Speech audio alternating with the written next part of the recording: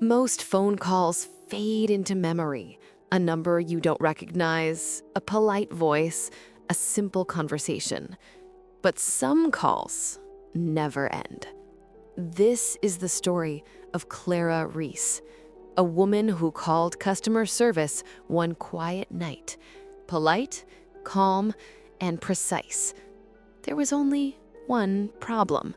Clara Reese had been dead for nearly 3 years. The man who answered her call still works the day shift because he refuses to touch a phone after dark. His name was Michael Evans, a healthcare account representative for a regional insurance provider.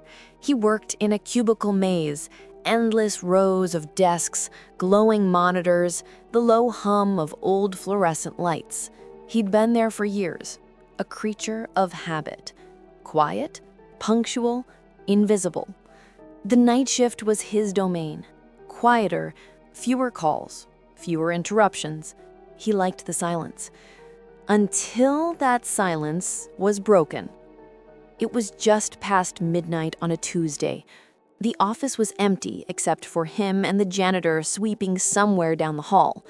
Rain tapped against the windows. A flickering exit sign buzzed in the corner. That's when the phone rang. A soft chime first, then a steady tone that filled the entire space. He glanced at the caller ID. Unknown number. Not unusual. Hospitals and clinics sometimes masked their outgoing lines. He adjusted his headset and answered. "Thank you for calling Horizon Health. This is Michael speaking. How can I assist you tonight?" What came next was unremarkable, at least at first. The voice on the other end was calm, gentle, and polite, the kind of voice that makes you instantly relax. "Good evening," she said softly. "My name is Clara. I just need to check the status of my account." Her tone was clear, not the static-filled mumble of a bad connection. Michael typed the name into the database, fingers moving automatically. "Of course, ma'am. Could I have your account number?" She recited it from memory, every digit crisp and steady. He entered it, pulled up the file, and scanned the screen. Everything looked normal, policy active, balance clear. But then his eyes drifted to the corner of the record, to a small gray banner he never paid attention to before. Status, deceased. Date of death, March 14th, 2022. Michael blinked. That was nearly 3 years ago. He must have misread it. He clicked again, refreshed.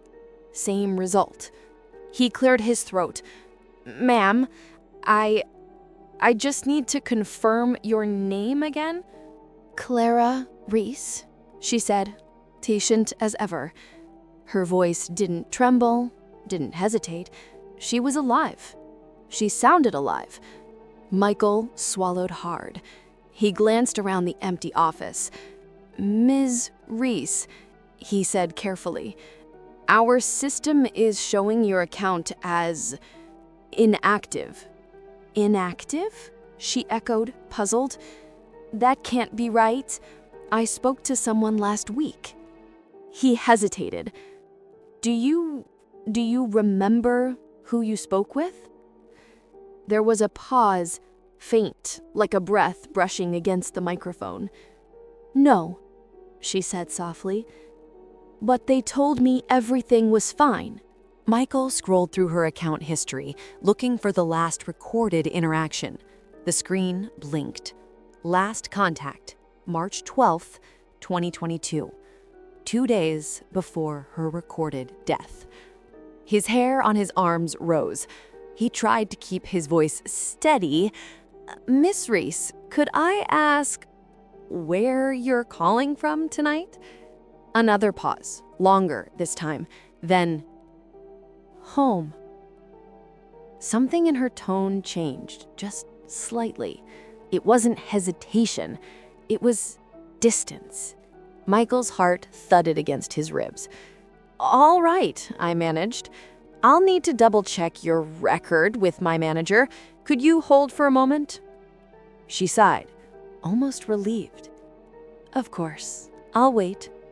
He muted the line and stood up from his desk. His headset cord tugged taut as he looked toward the supervisor's office. Empty. The lights were off. He thought about calling security, about calling anyone. Then something flickered across his monitor. Her call log. Incoming line. Unknown. Call duration 0413. Location NA. There was no number, no network, no trace of where the signal had originated. When he turned back to the line, it was dead silent. Ms. Reese? He said. No response. He pulled off the headset. And then the hold music started playing on its own. By morning, he'd convinced himself it was a glitch, maybe an old line rerouted from a disconnected account, but something gnawed at him. He couldn't stop thinking about her voice, calm, polite, unnervingly real. So he did something he wasn't supposed to. He checked the internal archives. And there she was, Clara Reese, a retired schoolteacher, passed away in her home after a long illness. Her obituary included a photo, a smiling woman with kind eyes. Michael stared at the image and his stomach turned cold. It was the same voice, the same warmth. He knew it. He needed proof, something tangible. All calls were recorded automatically. He pulled up the timestamp, located the file, and pressed play. At first, silence. Then static.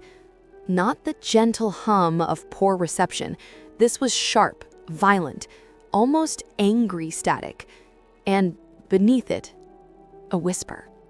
Not words, just breathing. He replayed it twice, 3 times, every time the same. Nothing but noise and that faint sound of someone exhaling. The recording system logged no errors. The call existed, but whatever she'd said was gone, like it had been erased by something inside the line itself. The next few nights, Michael couldn't sleep. Every time the office phone rang, his hands would tremble. He started researching Clara, reading everything he could find. Neighbors had reported strange noises in her house after she died. Some claimed her landline still rang long after the phone company disconnected it. Others swore they heard her voice on the other end.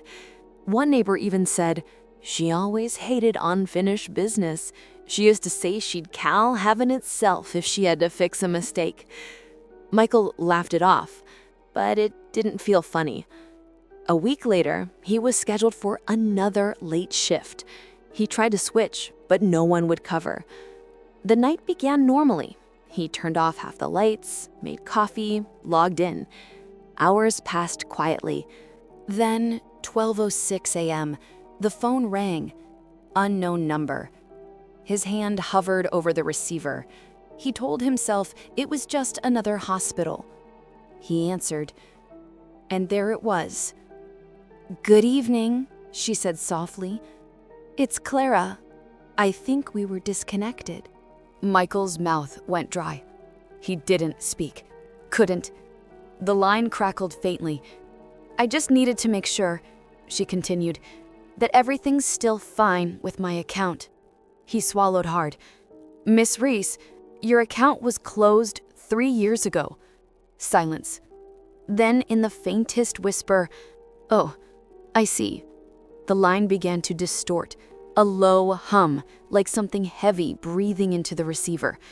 "I didn't mean to cause trouble. I just needed to know if I'm still covered." Static rose, swallowing her words. Michael ripped off the headset and backed away from his desk. Across the room, one of the phones began ringing. Then another, and another. Every single line on his screen flashing unknown caller. He unplugged his headset, but the calls kept coming. Dozens of them. The sound built into a mechanical chorus, voices overlapping, whispers blending into one phrase that barely made sense. Still covered, still covered, still covered. He ran. Michael never worked nights again. He transferred to daytime shifts, no headset, no phones. The company reviewed the call logs. Every recording from that night was blank, nothing but static. Except one, the very last file. A whisper, faint but clear. His name. Michael. Some say he still hears the phones ringing whenever he passes the building after dark. Others say the line Clara used, the one marked unknown, still appears in the system sometimes. Always the same number. Always just after midnight. And if you listen closely, you can still hear her asking, softly, politely, "Am I still covered?" If this story kept you looking over your shoulder, you're exactly the kind of person I tell these stories for.